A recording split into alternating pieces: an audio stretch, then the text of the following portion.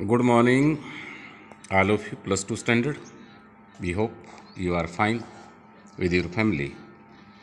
Today we are going to start poem number 3rd, Keeping Quiet, and poet's name Pablo Neruda. नेरूडा भी कह सकते हैं. Keeping quiet, quite चुप, शांत रहना. According this poem, the poet wants to say that we will keep quiet for some time for introspection. Most important word, introspection mean आत्म चिंतन करना, meditation करना. Let us start the stanzas. Now we will count to 12. कि अब हम, now mean अब होता है, अब हम काउंटिंग से मतलब है 1 से 12 तक गिनती गिनेंगे. ये 12 word may be pickup from the watch. कभी नहीं हो सकता है कि घड़ी से 12 बजते हैं वो लिया हो, या 12 मंथ इन ईयर, साल में 12 महीने होते हैं, वहाँ से भी ले सकता है. And we will all keep still, और 1 से 12 तक का हम काउंटिंग करेंगे तब बिल्कुल शांत रहेंगे. फॉर वंस, एक बार, on the face of the earth, इस पृथ्वी पर, इस संसार में जिसमें हम निवास कर रहे हैं. Let us not speak in any language, आओ हम किसी भी प्रकार की भाषा को ना बोलें.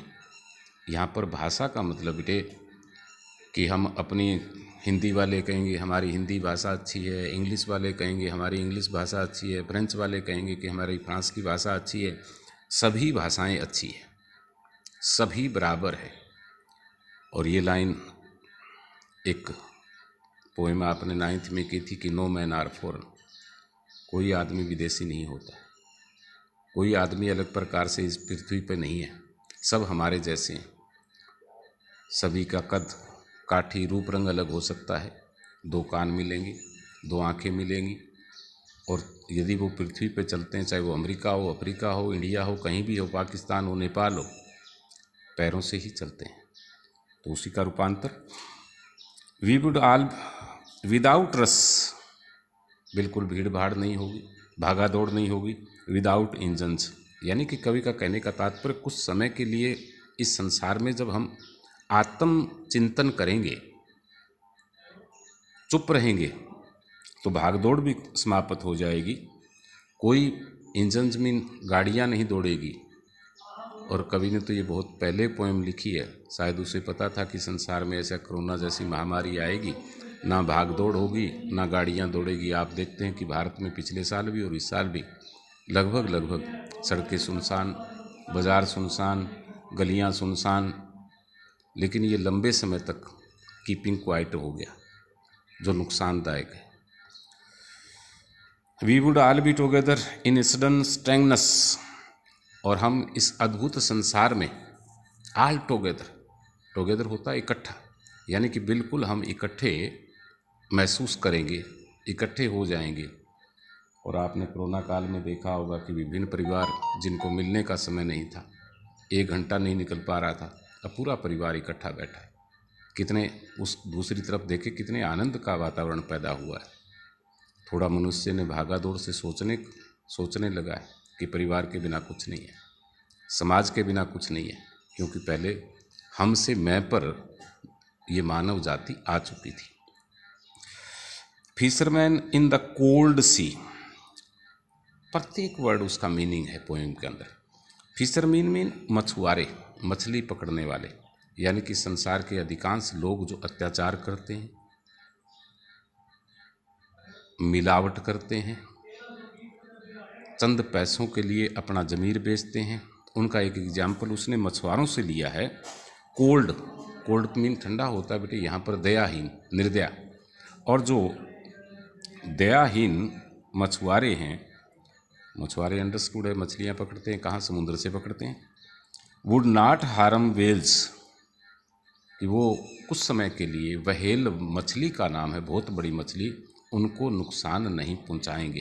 अर्थात उतनी ही मछलियां इकट्ठी करेंगे जिससे परिवार का गुजारा हो सके, परिवार ठीक प्रकार से चल सके.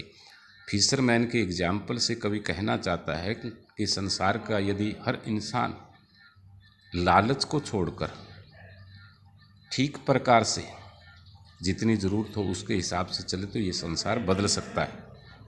And the man gathering salt, और वो लाखों करोड़ों लोग, गैदरिंग साल्ट यानी नमक इकट्ठा करना काफ़ी मुश्किल काम होता है। खारे पानी से जब हम नमक को इकट्ठा करते हैं तो पैर भी गल जाते हैं, हाथ भी गल जाते हैं, चोटें लग जाती है। और कवि का कहने का तात्पर्य कि इस प्रकार के लाखों करोड़ों लोग हैं, कोई रिक्शा चलाने वाला, कोई ठेला चलाने वाला, कोई बोझा ढोने वाला, जो दिन रात काम करते जा रहे हैं, दिन रात काम करके जा रहे हैं, शरीर की तरफ ध्यान नहीं देते, अपने बारे में कभी सोचते नहीं। उन लोगों के लिए कवि कहता है कि जो लोग समुद्र के किनारे नमक इकट्ठा कर रहे हैं वो भी 1 to 12 तक, जो कवि कहता है गिनने के लिए, तब तक क्या करेंगे, would look at his hurt hands. Hurt mean घायल, हैंड्स आप हाथ जानते हैं, क्योंकि इकट्ठा करते हैं तो उंगलियां घायल हो जाती, तो अपने उंगलियों को वो देखेंगे। वुड गागेगी यानी फ्यूचर की बात, कि तब तक वो इतना ही नमक इकट्ठा करेंगे जिससे परिवार की परवरिश ठीक प्रकार से हो जाए, यानी कि वो लालच अधिक नहीं करेंगे। Thank you all of you. Rest of poem कल करेंगे हम।